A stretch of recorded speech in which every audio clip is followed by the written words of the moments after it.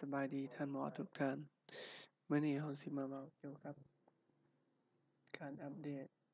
เกี่ยวกับการปีนปัวภูมิแพ้เนาะว่าจะเป็นภูมิแพ้จากยาหรือจากอาหารหรือจากอิหยังก็แล้วแต่อันนี้เนื่อยเอามาจากอัปเดตเนาะเป็นอัปเดต2012ที่จริง2013 14 15 16มันก็เอามาแล้วแหละแต่ว่ามันคือกัน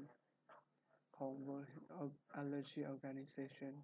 ไกด์ไลน์เกี่ยวกับการปีนปัวพวก Anaphylaxis นี่นะใครสนใจก็ไปดาวน์โหลดอยู่ใน Facebook มันก็มีนะก็ง่ายๆอันนี้เอามาเล่าในแง่เรื่องของการบ่งมตินะว่าเรามี criteria ในการบ่งมติที่จริงมันการบ่งมตินี่มันก็มีหลายอย่างแต่ว่าตามตัว WHO หั่นเพิ่นได้บอกว่ามันอาศัย criteria ของมันก็คือเป็น sudden onset ของ illness เนาะที่มีปัญหา involve เรื่อง skin เรื่อง mucosa หรือว่าทั้งสองก็ได้เช่นว่ามี urticaria บวกกับอย่างน้อย1หรือ2อาการทางนี้นะอย่างน้อย1หรือ2อาการทางนี้ก็จะเป็น anaphylaxis เช่นว่ามีคนเจ็บหลังจากได้กินยาไปประมาณบ่เท่าใดนาทีหรือบ่เท่าใดชั่วโมงแล้วเกิดมีภาวะมี urticaria อยู่ตามตนตามตัวเนาะแล้วมีผลต่อเฮ็ดให้มีปัญหาเรื่องระบบหายใจล้มเหลวเช่นว่าเราอาจสิได้ยินเสียง crackle เสียงเคลื่อนของลมน้อยลงหรือเสียงหวีดเสียงstridor อีสังต่างๆบ่ที่1ที่2นี่มีผลต่อเรื่องระบบหัวใจเส้นเลือดเนาะเช่นว่ามีปัญหาเรื่องของ BP drop เนาะหรือว่าเป็น systolic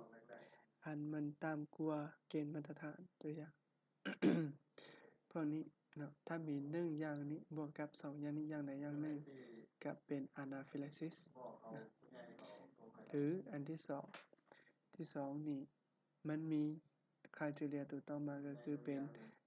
2หรือหลายกว่า2อาการของทั้งรูปนี้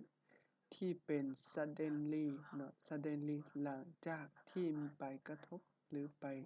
สัมผัสกับสารที่ก่อให้เกิดการภูมิแพ้นะอาจสิเป็นนาทีหรือเป็นชั่วโมงก็ได้ที่เป็นก็คือเป็นอย่างมีเรื่องของurticaria หรือมีเรื่องของ angioedema นะตามตัว2อย่างนี้อย่างใดอย่างหนึ่งนะ2อย่างนี้หรือหลายกว่า หลายกว่าก็คืออย่างมีปัญหาเรื่องของระบบ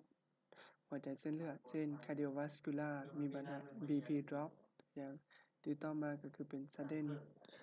sudden ของ GI tract ที่มันมีปัญหาตัวอย่างว่าหลังจากไปมีผลหลังจากที่ไปสัมผัสหรือ exposure ในพวก allergen หรือ trigger ตัวใดตัวหนึ่งและเฮ็ดให้มีปวดหากเป็นหัวหรือก็หากตลอดสินะพวกนี้ถ้ามี2อาการทั้ง4นี้ถือว่าสามารถบ่งบอกที่เป็น anaphylaxis ได้เนาะหรือถ้ามันบ่ได้ตามตัวนี้สำหรับเด็กน้อยเนาะสำหรับเด็กน้อยก็คือมีปัญหาก็คือหยัง BP drop โดยที่หลังจากที่ไป exposure กับสารที่เฮ็ดให้เกิดการภูมิแพ้พวกนี้ก็อาจสิหลายเป็นนาทีเป็นชั่วโมงหลังจากที่ไปสัมผัสกับสิ่งที่ก่อให้เกิดภูมิแพ้เนาะถ้าเป็นพวกนี้ก็เป็นได้เช่นว่าถ้าในเด็กน้อยนะในเด็กน้อยนี่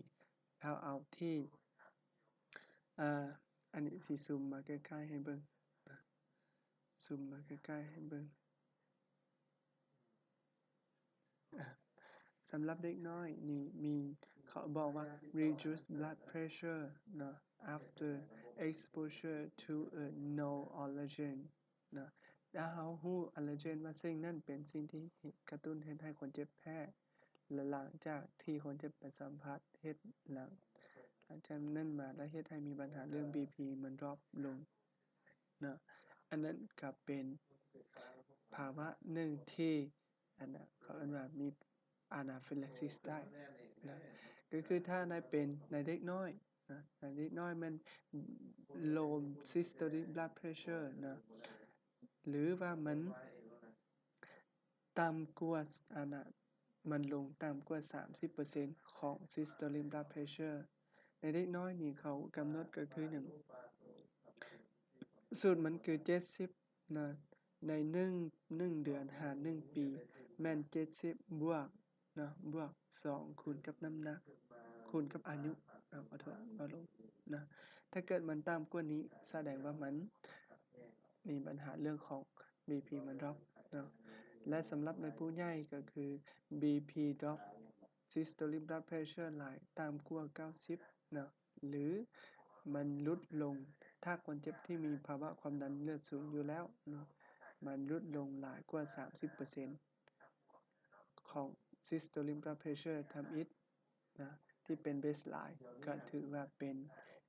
anaphylaxis ได้นะบัดนี้โกณในการปิ้นปัวนี่ง่ายๆแต่ว่าให้ไปตามขั้นตอนทั้งหมดมี10ขั้นตอนอันที่1นะอันที่1ก็คือให้เราต้องได้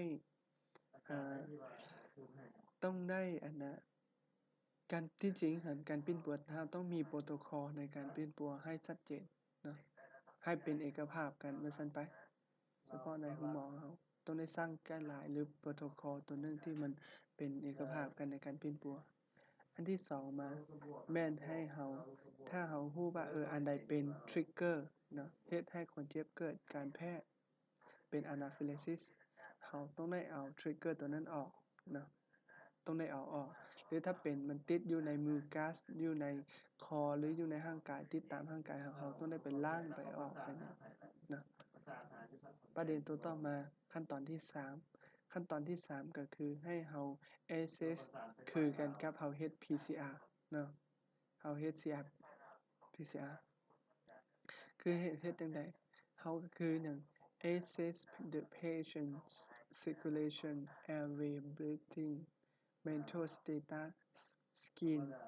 and body weight ประเด็นก็คืออันที่1มานี่เราต้องได้ประเมินที่1แม่นประเมินเรื่องของระบบไหลเวียนว่ามันดีบ่เนาะประเมินเรื่องระบบไหลเวียนว่ามันยังดีบ่เบิ่งปลายตีนปลายมือสังเกตได้หัวฮอดตีนนั่นแหละที่2มันเบิ่งเกี่ยวกับเรื่องของ airway นะมันมีการอุดตันระบบหายใจบ่เรื่องของการหายใจได้หายใจเป็นจังไดหายใจได้บ่หรือบ่ได้มีหยังมีการจ้องดึงของว่างกระดูกข้างบ่มีหยังได้ยินเสียงหยังตัวอย่างต้องประเมินพวกนี้สุดท้ายต้องได้ประเมินก็คือน้ำหนักเนาะต้องได้คาดคะเนน้ำหนักถามว่ามันเอาไปเฮ็ดหยังความหมายก็คือพอประเมินน้ำหนักเพื่อจะเอาไปเพื่อจะเอาไปคำนวณในการให้ยานั่นเองนะอันต่อมาก็คือขั้นตอนที่4ก็ต้องได้โทรบอกหมู่นะเอิ้นคนบุคคลอื่นมาช่วยเรานะตอนต่อมาก็คือสิ่งที่ขาดบ่ได้นะสิ่งที่ขาดบ่ได้ก็คือเราต้องได้ต้องได้ซักยานะที่แน่ๆคือถ้ามีปัญหาแม่นเราต้องได้ให้อะดรีนาลินนะอะดรีนาลินหรือมีอีกชื่อหนึ่งเอิ้นว่าเอพิเนฟรินนะอะดรีนาลินนี่เราต้องใช้คือของเรานี่ซักเข้ากล้ามสิ้นเลย1/3ด้านนอกของกล้ามสิ้นขาซักเข้าไปเลยโดยที่บ่ได้ใช้สำลีเช็ดหรือบ่ได้ใช้หยังเนาะเขาอาจสิให้เป็น 0.1 นะ 0.01 มิลลิกรัมต่อกิโลนะในอัตราส่วน1ต่อพันนะโดยเฉพาะเป็น1มิลลิกรัมต่อมิลลิลิตรของ solution maximum dose ของมันเนี่ยบ่ให้เกิน 0.5 มิลลิกรัมในผู้ใหญ่และบ่ให้เกิน 0.3 มิลลิกรัมในเด็กน้อยหลังจากนั้นเราซักปึ๊บเราต้องได้ให้หลังจากที่เราให้อะดรีนาลินปึ๊บเราต้องได้บันทึกเวลาว่าเราให้โดนปานใดเพื่อหยังเพื่อเราจะไปรีพีทอีกโดสหนึ่งหลังจาก15 นาทีถ้าคนเจ็บยังบ่ stable หรือยังมีอาการเนาะให้เจอไว้ว่าการให้อะดรีนาลินน่ะมันให้นี่เขาบอกว่าจะ respond อย่างน้อย1หา2โดสมันจึงสิ response นะถ้าฉะนั้นในคนเจ็บที่แพ้รุนแรงบางทีโดสเดียวอาจจะบ่พอฉะนั้นทุกๆ5หา15นาทีเขาต้องได้ประเมินขึ้นใหม่ถ้าว่ามันบ่ดีขึ้นเขาต้องได้ใส่อีกโดสที่2หลังจากนั้นประเด็นตัวต่อมาก็คือเขาจึงค่อยมาเฮ็ดไปตามกระบวนการเนาะ1มาเขาก็ต้องได้ยกขาสูงเอาหัวต่ำนะยกขาสูงเอาหัวต่ำเพื่อให้วอลลุ่มมันไปเลี้ยงสมองกับอันน่ะเรื่องของ circulation ให้มัน stable นะอันที่2มานี่เขาให้ออกซิเจนให้กับคนเจ็บออกซินี่เขาให้เป็นออกซิมาสนะให้6 8 ลิตรต่อนาทีใส่ไปรถนะถึงว่าออกซิมันสิต่ำหรือบ่ต่ำก็แล้วแต่เขาต้องให้นะประเด็นต่อมาสุดท้ายก็คือเขาให้น้ำเนาะให้น้ำที่ให้ก็คือเป็น 0.9% ของนาตรีกลอรัวหรือเป็นโซเดียมคลอไรด์นั่นเองเนาะหรือ normal saline หั่นเนาะที่เขาให้ก็คือเขาบอกว่าในทุกๆการที่เขาสิให้เนี่ยเขาต้องแทงเข็มนี่ขนาดเบอร์ใหญ่14หา16หรือถ้าบ้านเราบ่มีก็เบอร์18ก็ได้นะหลังจากนั้นเขาให้1หา2ลิตรของ 0.91 ไอโซโทนิกก็คือ normal saline นั่นเองเนาะให้จังไวเขาว่าไวปานใดให้5หา10มิลลิลิตรต่อกิโลภายใน5หา10นาทีทำอิฐนะถ้าเป็นผู้ใหญ่นะถ้าเป็นเด็กน้อยก็สิเป็น10มิลลิลิตรต่อกิโลเนาะสำหรับเด็กน้อยใน5หา10นาทีทำอิฐที่เขาให้อะดรีนาลีนไปนะต้องบอกเลยว่ามันโคตรไวเลยแหละอันนี้อันต่อมาก็คือถ้ามันบ่ตอบสนองหรือมันมีปัญหาเรื่องของอันนั้น cardiac arrest หรือมีปัญหาเนี่ยเขาก็ปฏิบัติการ CPR เนาะเฮ็ด CPR คือกันกับเอาเฮ็ดพวกอันน่ะตอนหัวใจหยุดเต้นหั่นเนาะปฏิบัติคือกันหลังจากนั้นเขาเฮ็ดตามขั้นตอนของ CPR หั่น30เป่า2 30เป่า2หั่นล่ะเขาจึงค่อยมาใส่ท่อช่วยหายใจให้อีหยังต่างๆแล้วจึงค่อยดริปอะดรีนาลีนอีกต่างๆไปตามขั้นตอนสุดท้ายก็คือต้องมาประเมิน assess ขึ้นใหม่ว่ามันต้องได้กวดขึ้นว่า BP ขึ้นแล้วบ่คนเจ็บ stable แล้วบ่นะถ้าบ่ได้เขาต้องไปแก้ว่ามันที่เขาแก้มามันถูก cause บ่หรือว่ามันมีผลจั่งใดอันนั้นคือวิธีในการเป็นปัวซึ่งเขาจะต้องได้เฮ็ดไปตามขั้นตอนดังกล่าวนั้นครับ